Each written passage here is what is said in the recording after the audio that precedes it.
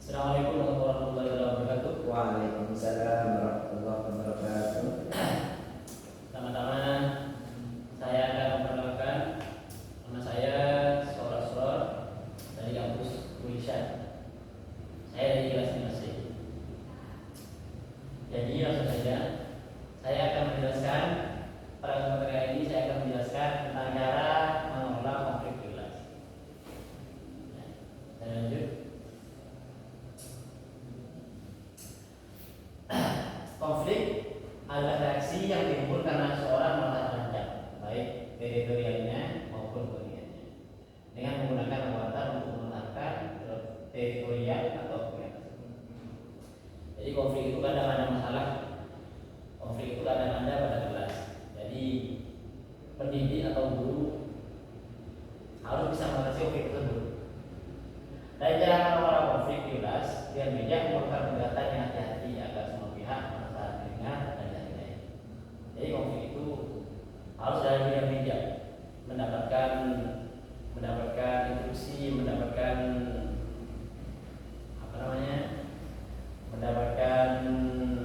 perhatian dari guru sekiranya konflik tersebut bisa terselesaikan.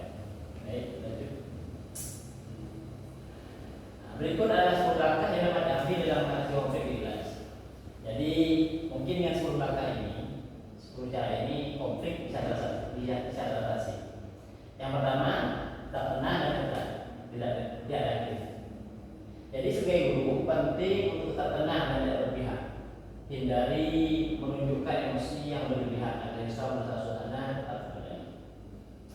Jadi cara pertama bagi guru atau pendidik dalam menghadapi konflik yang pertama harus tenang, tidak boleh guru tersebut langsung panik, tidak boleh.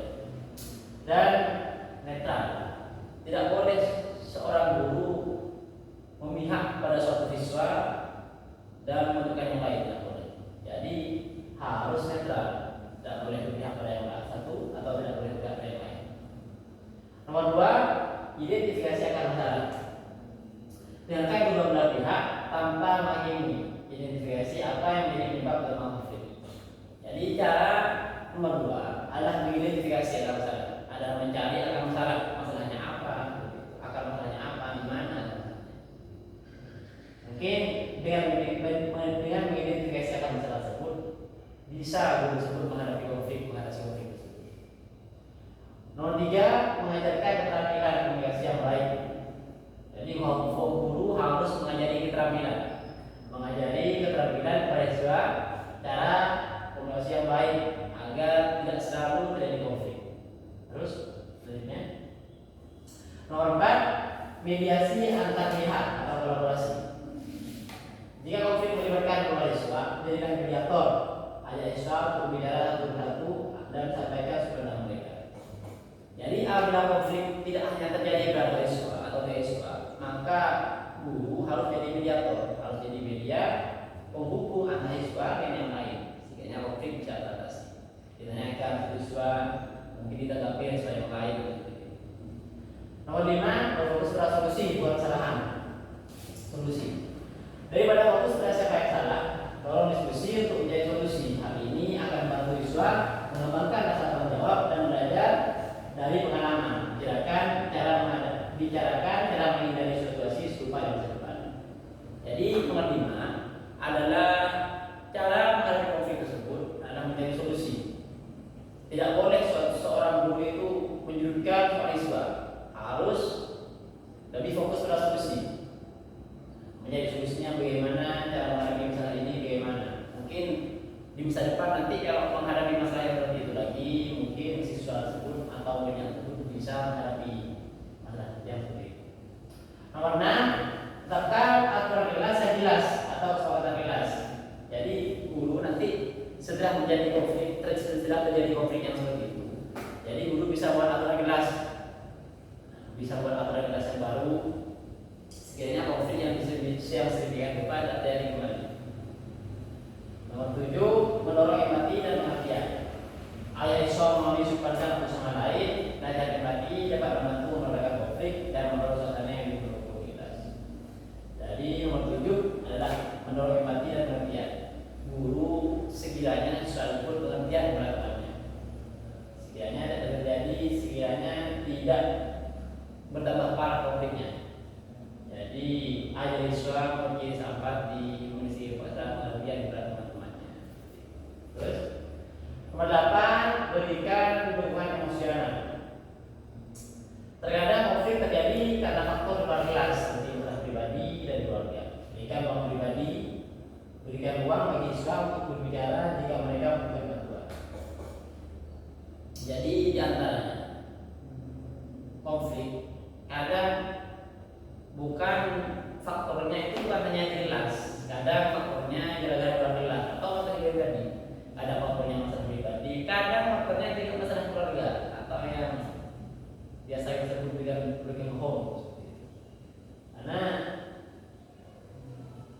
siswa tersebut kadang memang tidak sama, dari keluarga yang tidak sama, dari masalah keluarga yang tidak sama.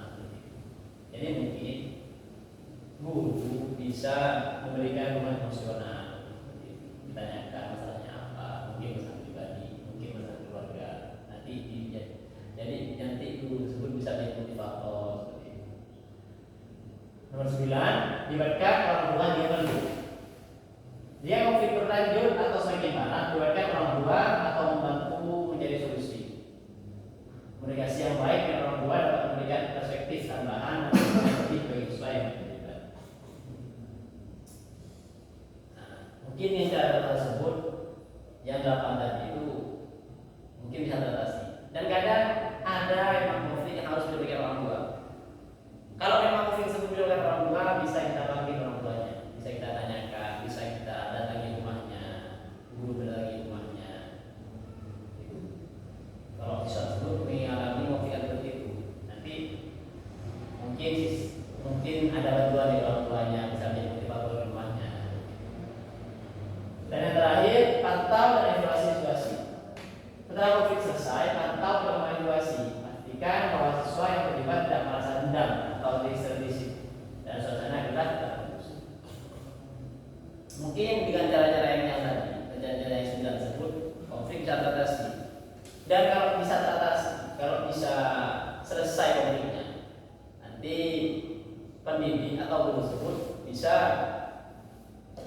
atau harus mengadakan, harus memantau, harus mengevaluasi. Sekiranya konflik tersebut tidak berlanjut, tidak ada dendam, tidak terselisih temannya, tidak berselisih antara temannya.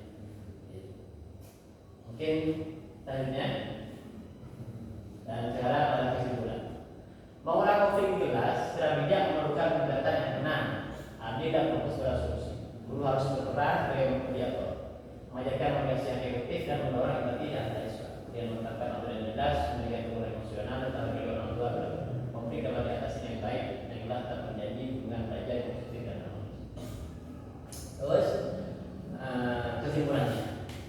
Jadi cara mengatasi konflik tersebut, diantaranya guru yang pertama harus tenang dan harus bersikap adil, harus berfokus pada solusi, bukan memojokkan siswa, bukan.